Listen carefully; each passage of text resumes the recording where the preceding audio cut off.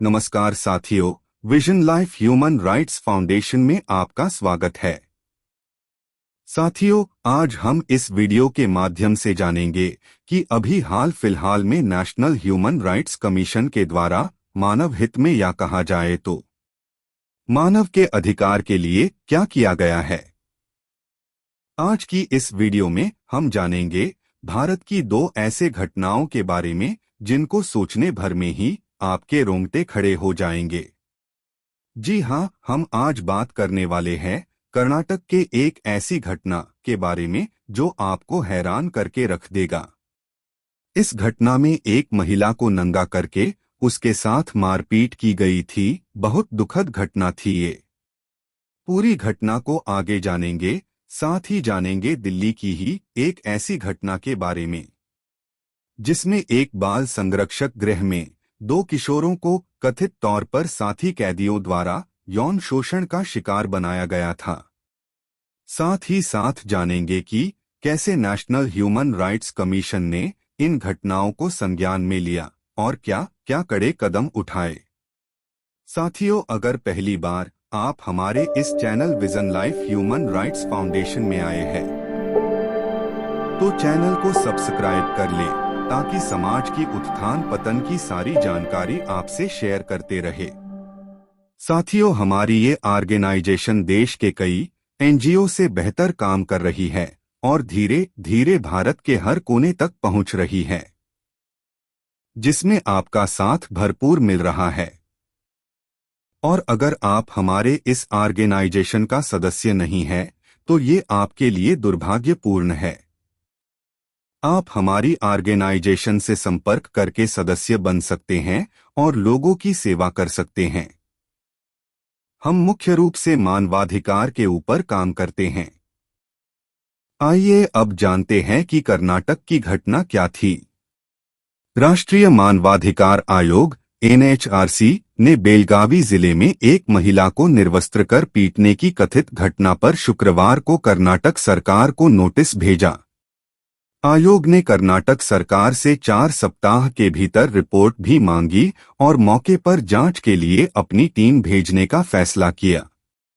आधिकारिक बयान के अनुसार राष्ट्रीय मानवाधिकार आयोग ने 12 दिसंबर 2023 को आई एक मीडिया रिपोर्ट पर स्वतः संज्ञान लिया है, जिसमें कहा गया था कि होसा में एक 42 वर्षीय महिला को निर्वस्त्र किया गया, नग्न घुमाया गया, बिजली के खंभे से बांध दिया गया और उसके साथ मारपीट की गई।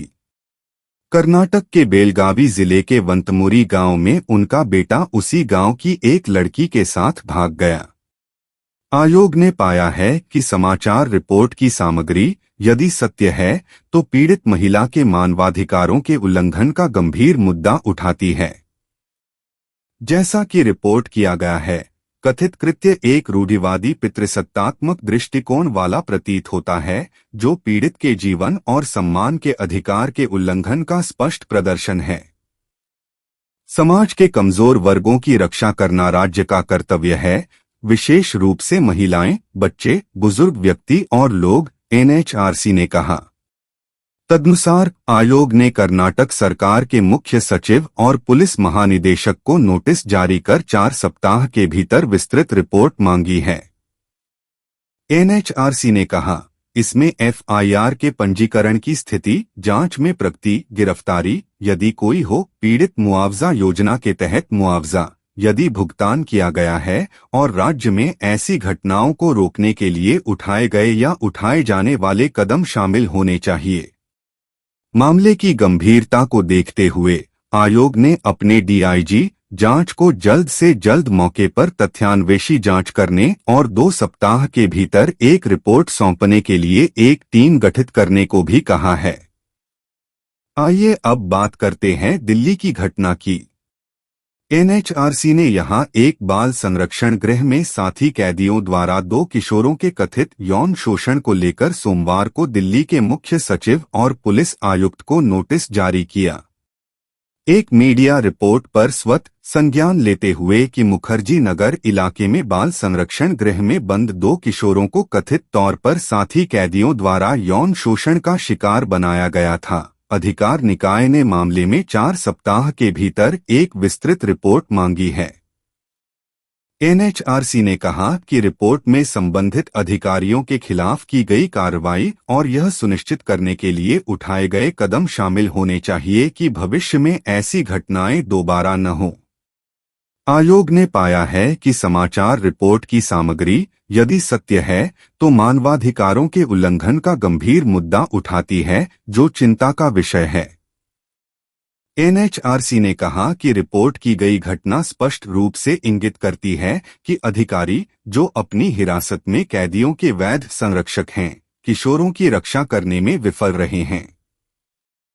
मानवाधिकार संस्था ने कहा कि 20 नवंबर को आई एक मीडिया रिपोर्ट के अनुसार पीड़ितों में से एक ने धमकियों के बावजूद कथित अपराध के बारे में घर के एक अधिकारी को सूचित किया।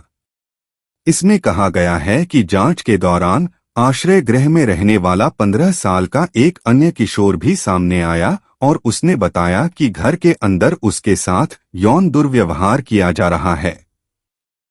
अब इन घटनाओं के विरुद्ध हरक्य के द्वारा उठाए कदम से आप समझ गए होंगे कि जिन घटनाओं में एनएचआरसी को लगता है कि मानवाधिकार का हनन हो रहा है, एनएचआरसी खुद ही उन घटनाओं को संज्ञान में लेती है और रिपोर्ट मांगती है। हमारी ऑर्गेनाइजेशन भी एनएचआरसी की गाइडलाइन में समाज में हो रहे किसी भी मानवाधिकार की हनन की घटनाओं को सपोर्ट नहीं करते हुए उनका विरोध करती है और लोगों को उनके मानवाधिकार के बारे में जागृत करने का प्रयास करते रहती है। आइए आप भी हमारा साथ दीजिए और समाज को हम उनके मौलिक अधिकार के बारे में उनको vision life human rights foundation के सहयोग से जानकारी प्रदान कर आप भी हमारी संस्था की सदस्यता ग्रहण कर समाज में फैले अंधकार को दूर करें।